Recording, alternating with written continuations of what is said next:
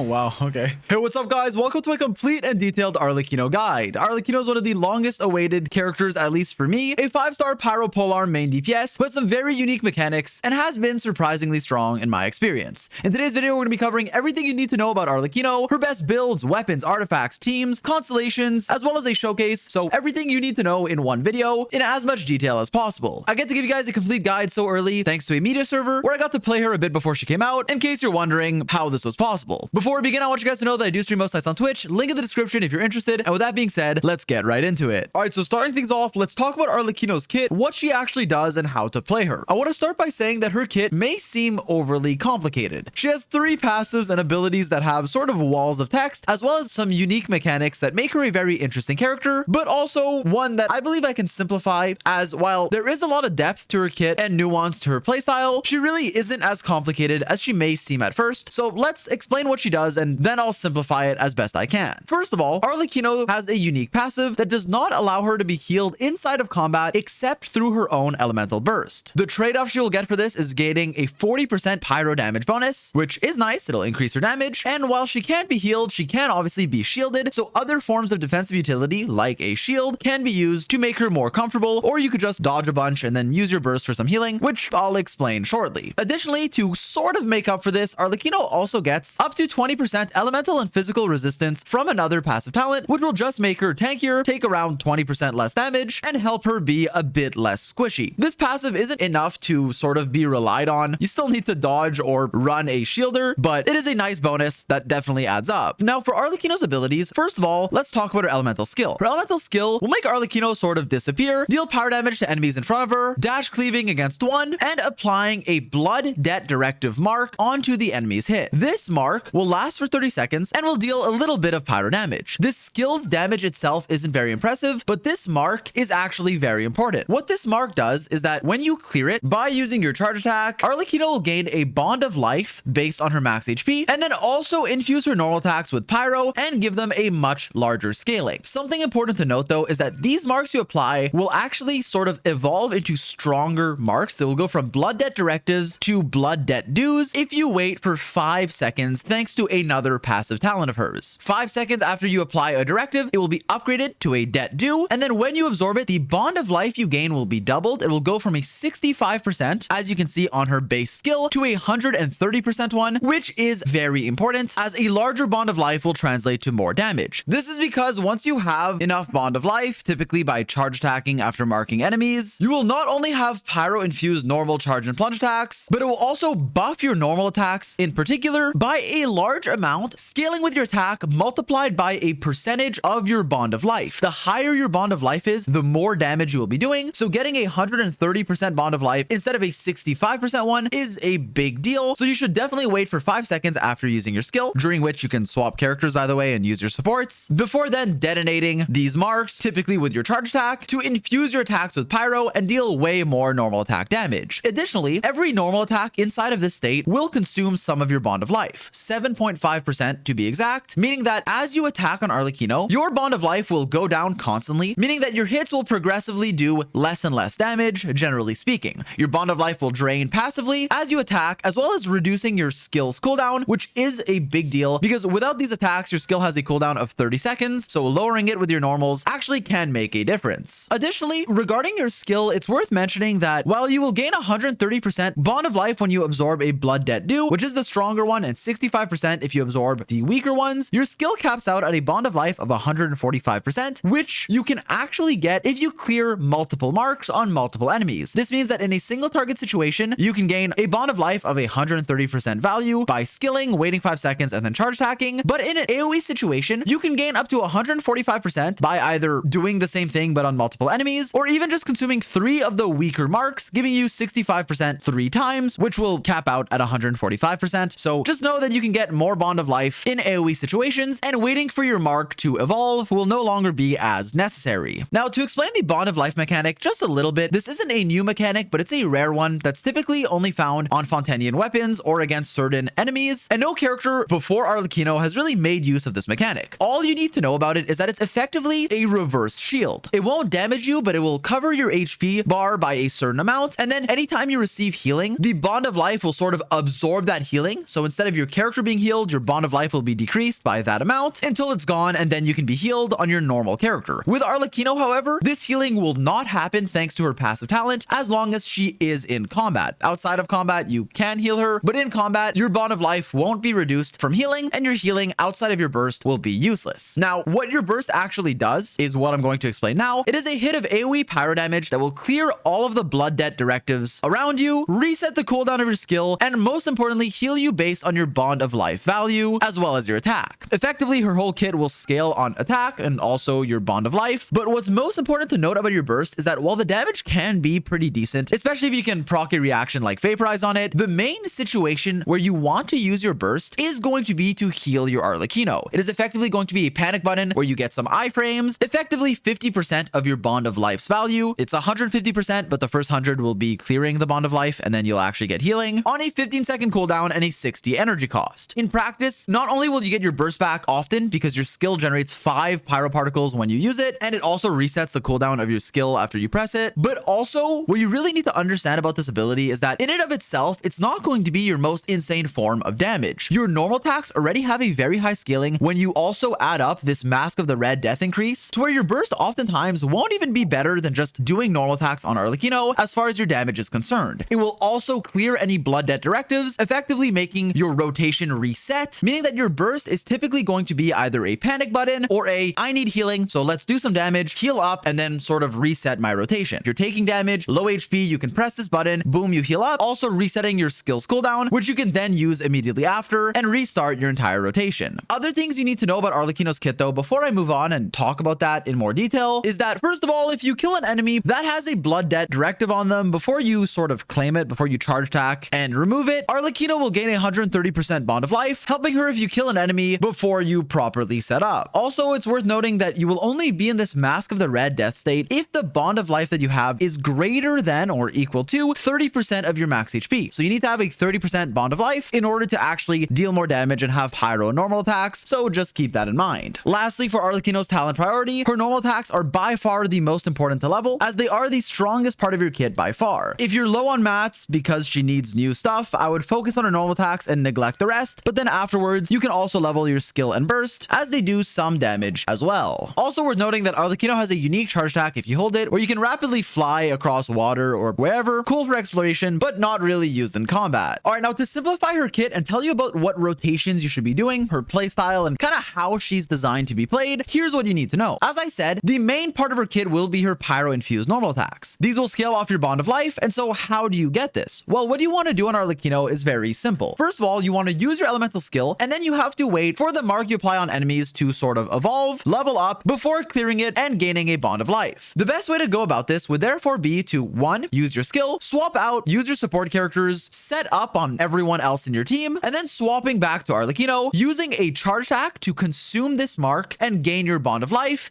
and then just spam normal attacks. That is generally what you need to know in your standard rotation, but with that said, where does your burst come in? Well, your standard rotation won't necessarily need to use your burst outside of a panic button if you need to heal or need the iframes. This can be nice to dodge attacks or end your rotation if you need the healing and want to go again. If you don't need healing though, maybe you're running a shield, your Arlecchino might be full HP, then there may not even be a need to use your burst at all. Because of its long animation, while using your burst is cool and comfy, it's nice to use, you get healing, whatever, it isn't needed for your optimal DPS, as normal attacking on Arlecchino will be more efficient. Because of that, some rotations may not need to use your burst at all, and you can just stay on Arlecchino, normal attack, for as long as you want, or until your bond of life is starting to get too low, and then use your skill again, reapply the marks, swap back to your supports, and restart the same rotation. If you need to use your burst, however, then your rotation will look a bit different. Either in an ideal situation, you will use your burst when you're done normal attacking on Arlecchino, you've spent enough time on field with her, and your skill will come back up off cooldown, in which case you can use your skill to instantly get 5 pyro particles, then use your burst immediately, resetting your skills cooldown, allowing you to skill again right after, and then swap to your supports, restart the rotation, do all that stuff while the mark is building up, and go again from there. The benefit of doing this is that you get to heal from your burst while also getting bonus energy, bonus particles by using your skill twice in quick succession if you've managed to reset its cooldown before bursting. Also, another advantage of using EQE is that you will reapply marks on enemies, your burst will consume it, give you a bigger bond of life, and therefore a bigger heal. With that in mind, it's also optimal to stay alive, so the third rotation option is just using your burst whenever whenever you need to. If in the middle of combat you're low HP, even if your skill isn't back up, you can just press your Q, heal up so that you don't die, use your skill again after as it will be reset, swap to your other characters and restart the rotation like that, using your burst whenever you need to. Another reason why using your burst for healing is cool, but not using it if you don't have to can actually benefit you is because when you use it, as we mentioned, it will clear your bond of life completely. With that in mind, typically at the end of Arlecchino's rotation, you will have some bond of life left over. Even if you normal attack on her for as long as you can until your pyro infusion wears off, this pyro infusion from the Mask of the Red Death state will stop when your bond of life is 30% of your max HP or less. This means that no matter what, at the end of your rotation, you will have some bond of life left over. This bond of life won't clear even by swapping out or anything, and so you can effectively start your second rotation with a bigger bond of life just by having some left over from your first one if you don't clear it with your burst. And so using your burst is nice and comfy, and it's a great panic button, a way to heal up, but if you don't have to, it can be nice to just keep the leftover excess bond of life instead of just dealing a small amount of burst damage, and I say small relative to how much your normal attacks are doing, and then just pressing your skill again and moving on to your next rotation immediately. It is worth noting that your maximum amount of bond of life you can get in Genshin in general is 200% of your max HP, and so even if you get 130 or 145 through your skill, there is still room for a bigger one. Lastly, regarding Arlecchino's normal attack combos, it's not that strict. You can kind of do whatever on her and perform just fine, but in my experience, I found that you can cancel her third normal attack very fast, as it does a sort of jab right in front of her that you can just dash cancel if you want to as soon as it goes out. With that in mind, as long as you're normal attacking on Arlecchino, you can't really go wrong, so don't worry too much about it. Lastly, to briefly cover my thoughts on Arlecchino, I will say that I've been pleasantly surprised. She's a strong pyro main DPS with a lot of different viable teams, given the fact that she's not really reliant on vaping because of her internal cooldown on pyro application, meaning that a lot of her team options are strong and perform quite similarly. Since she's a normal attacker with internal cooldown on her pyro application, meaning she can't vaporize every single hit of damage, this makes other teams competitive,